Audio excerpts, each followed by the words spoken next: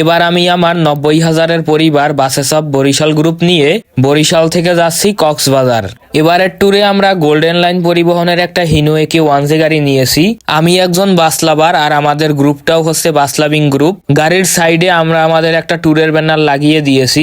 গাড়ি সাজানো শেষ করে ছোট একটা মিলাদ পরিয়ে আমরা কক্সবাজারের উদ্দেশ্যে রওনা হই। সবকিছু তো ছোট ভিডিওতে দেখানো সম্ভব না। সকাল সকাল আমরা চলে আসি কক্সবাজারের রাস্তায়। বরিশাল থেকে সন্ধ্যা 6টায় আমরা রওনা হই। আর এখন আমরা সকাল সকাল কক্সবাজারের রাস্তায়। বরিশাল থেকে ঢাকা হয়ে ফেনী, সীতাকুণ্ড, চট্টগ্রাম পার হয়ে হচ্ছে কক্সবাজার।